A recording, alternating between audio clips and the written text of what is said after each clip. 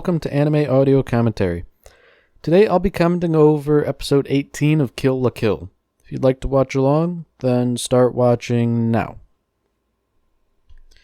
Last we left off, Satsuki had declared that she was rebelling against Ragyo formally and was planning to overthrow her.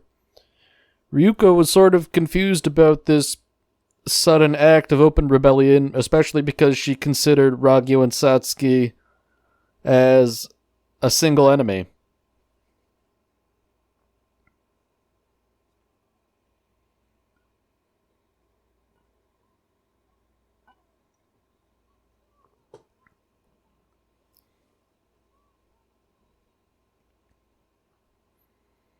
So this is a really interesting development because Satsuki's sort of done a 180 in that I guess her overall demeanor is the same, but I guess now she's revealing her true opinion that life fibers are an abomination. But her methods and overall demeanor are the same. So interestingly, she's planned for this whole life fiber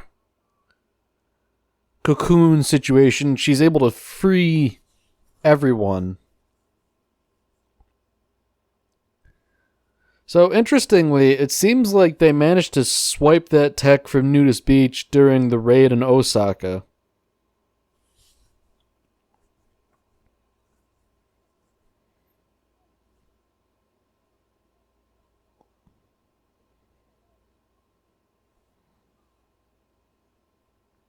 So Satsuki's sort of giving the quick rundown here that, these aren't just students. They're warriors who have been trained to combat life fibers.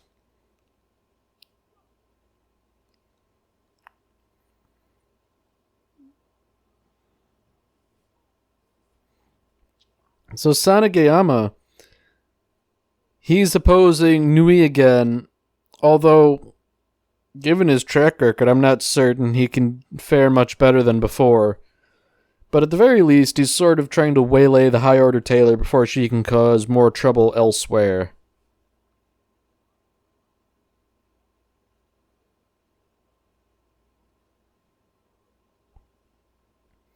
So back with Ryuko and company, everybody is totally confused.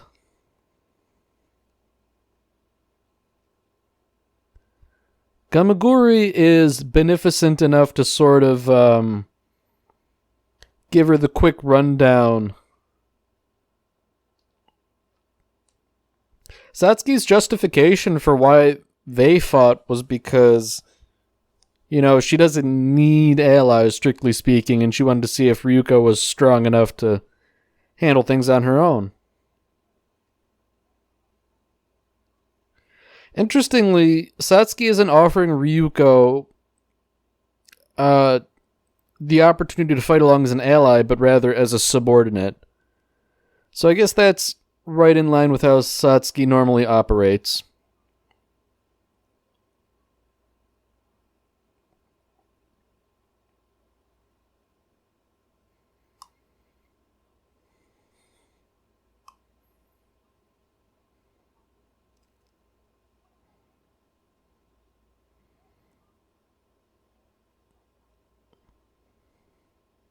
So now Satsuki reveals that Ragyo is much more inhuman than her appearance would suggest. She had willingly merged with life fibers, and therefore she's taken on some of their properties.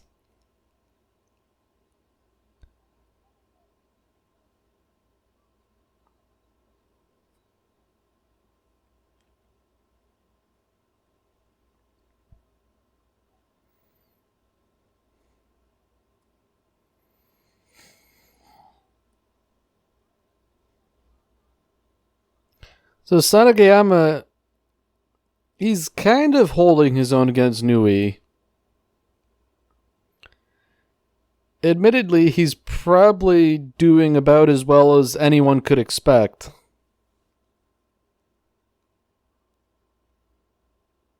I take that back. I guess he's doing a little bit better than before.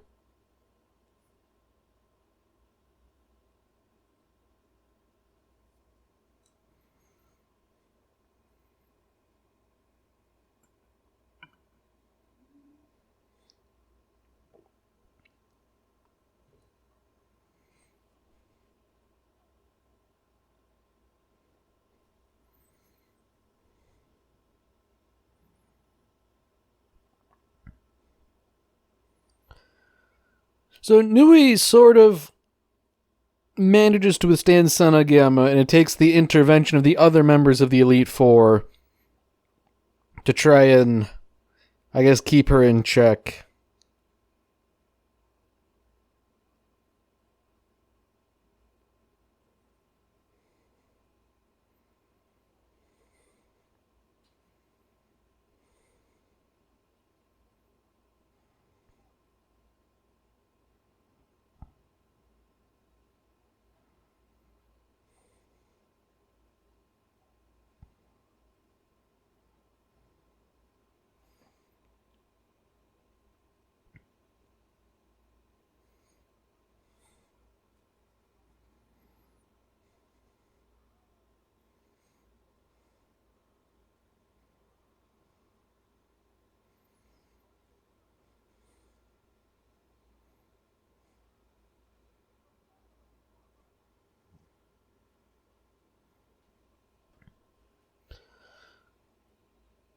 Well, Gamagori conscripts Mako. Interestingly enough, he's sort of doing it out of a place of benevolence.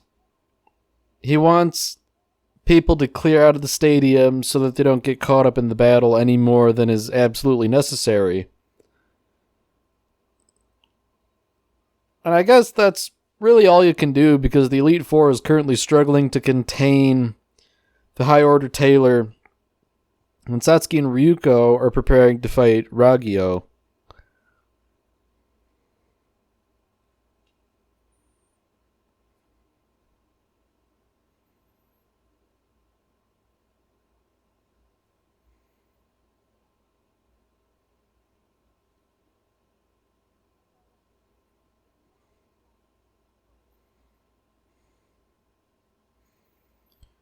So now Satsuki reveals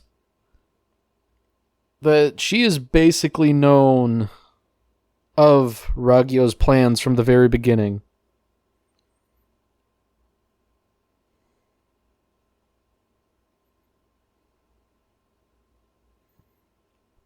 And now we're finally getting a good look at Satsuki's father.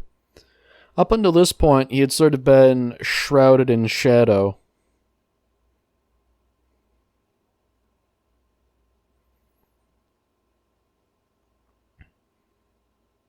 So now, I guess Ragyo was going to test on Satsuki, but it was only sheer happenstance that ended up not working. Of course, that didn't stop Ragyo from performing experiments on subsequent children with rather disastrous effects.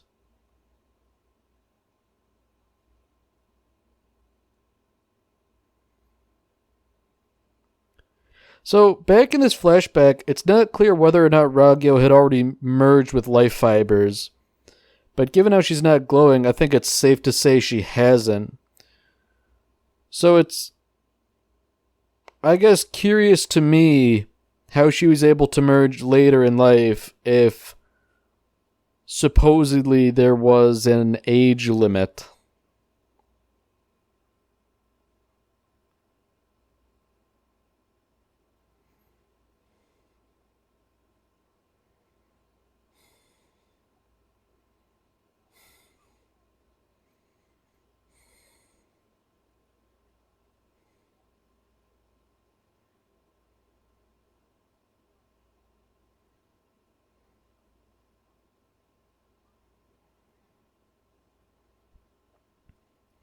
Satsuki also reveals that she was prepared to deal with the primordial life fiber as well.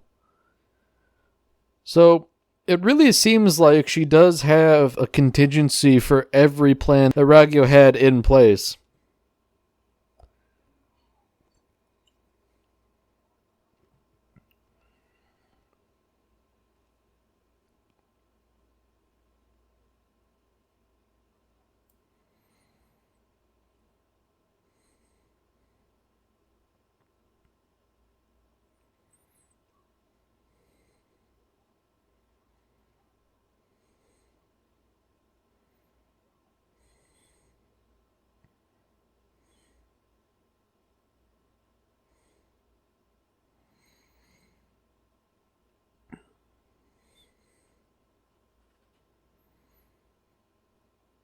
So, although everything seemed open and shut, before Satsuki could make the killing stroke, Ragyo's freed herself, and now she's sort of,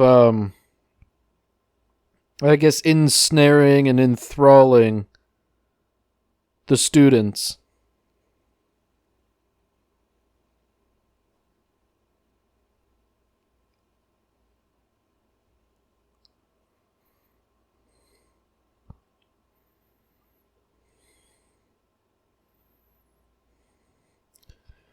So I guess this is an exercise in quantity versus quality. Satsuki has a Kamui, but she's also fighting dozens and dozens of life fiber augmented students. So while I don't doubt that she's a match for any one of them, it might be the weight of their numbers that's the winning factor.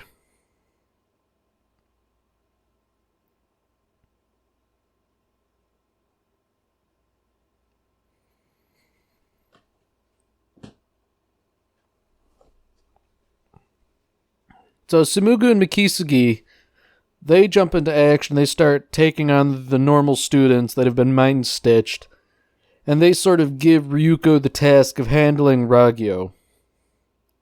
And I guess if anybody were up to it, it would be Ryuko.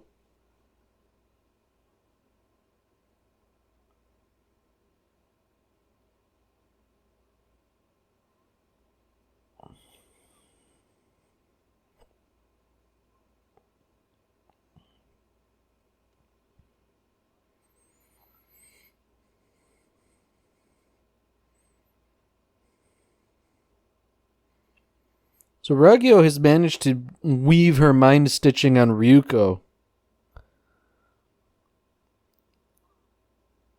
So this is rather dire now that Ryuko is fighting for Ragyo against Satsuki. As if the situation weren't bad enough before.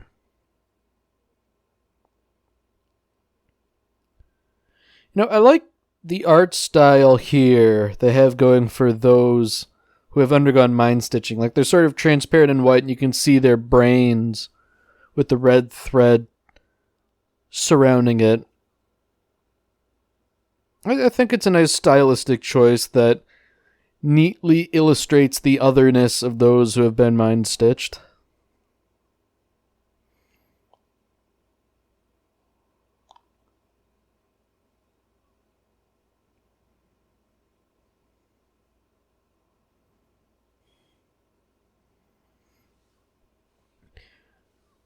So, curiously at this point, Satsuki is using the full power of Junketsu, whereas Ryuko has not yet activated her Kamui. So I guess this is somewhat telling of just how powerful Ryuko is these days.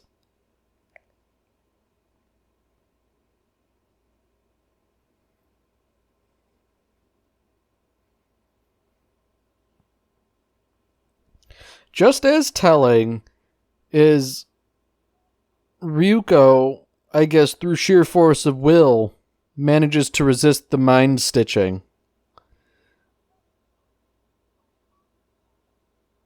And it's not exactly clear what was going on there, just because Ryuko's transparent, but it really seems like she sort of penetrated her own skull and ripped the thread out with her bare hands. And if we're supposed to interpret that literally, that is absolutely harrowing.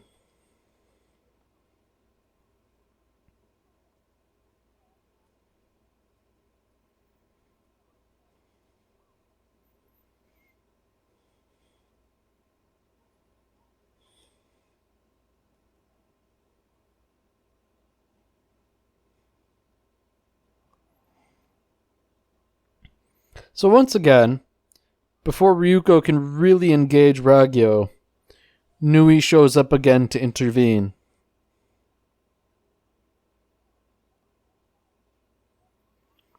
Nui seems to show up just in time to throw a wrench in things.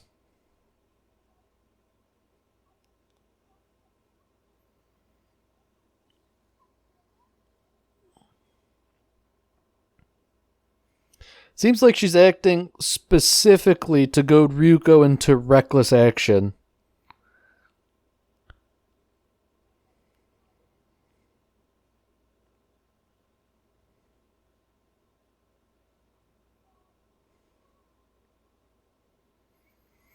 So notably this time, Ryuko has managed to sort of retain some level of calmness while preparing to beat the tar out of Nui.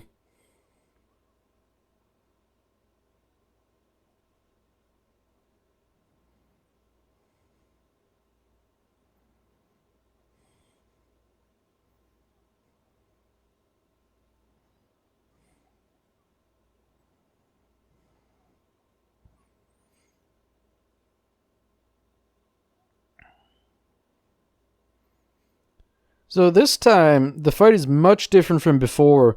Ryuko's having no trouble keeping up with Nui, and in fact, she's sort of forcing Nui on the back foot.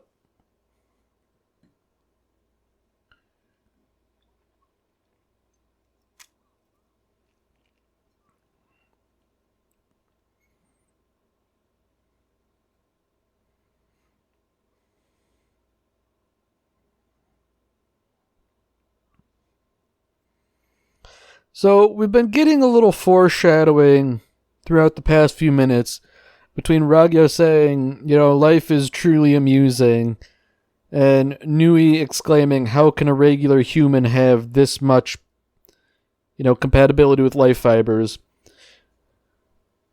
Plus that whole thing about Ragyo's other child that had attempted to merge with life fibers and was discarded.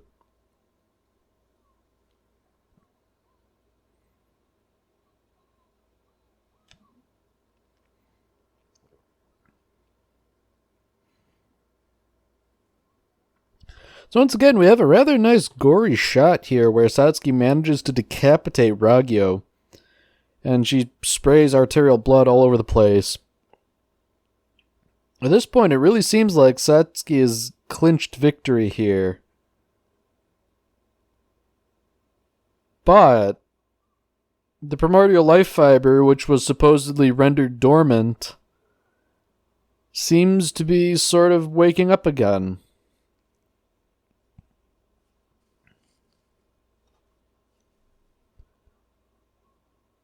So, as good as things were going before, it seems like the tables are starting to shift and turn.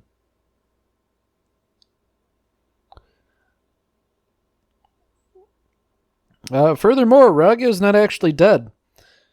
This is sort of a callback to the properties of life fibers, whereby they have to be cut from both sides at once, otherwise they can just regenerate endlessly.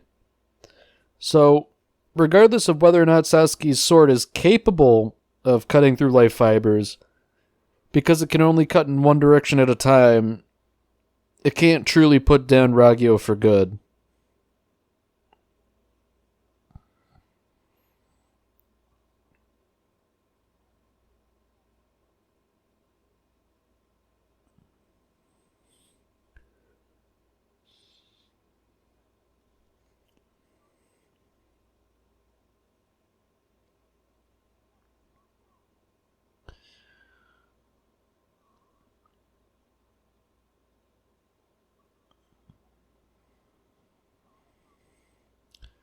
Ragi is really showing her power level here. You know, it's pretty clear that without a Kamui, she's able to beat Satsuki pretty soundly. Going so far as to, pummel her across the face with closed fists and snap her sword. Cop a feel while she's at it. Ugh. So, however good things looked like they were going, it's clear that it was merely false hope at this point.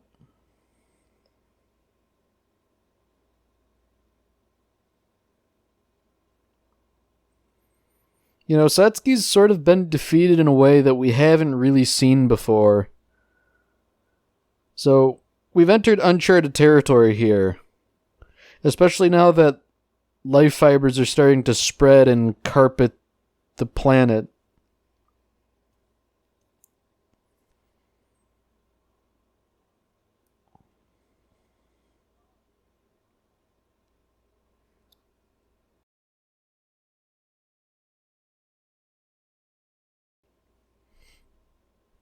So now things are really bad.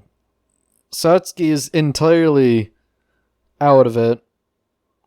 Completely battered, unconscious. And even beyond that, Ragyo has taken Junketsu and is now wearing it herself.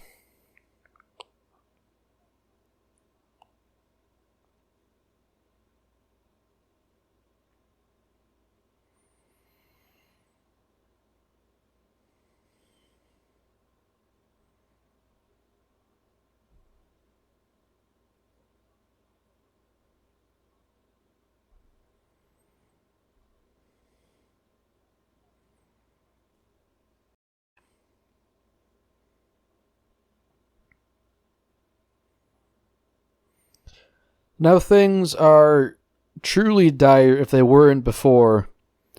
Ragyo impaled Ryuko through the chest with her bare hand and pulled out her heart. And horror of horrors, Ryuko appears to have life fibers woven into her heart.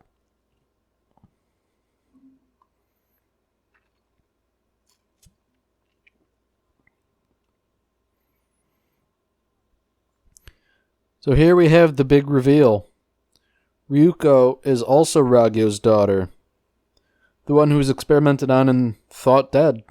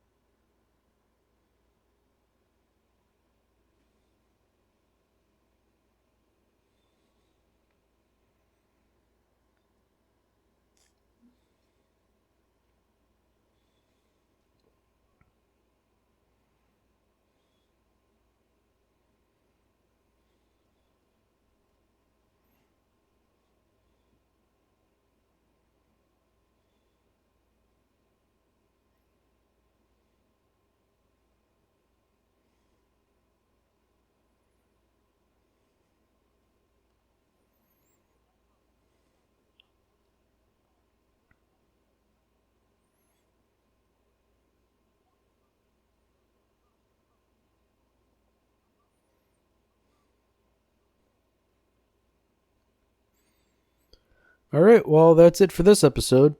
If you've enjoyed it, then by all means, tune in for the next one.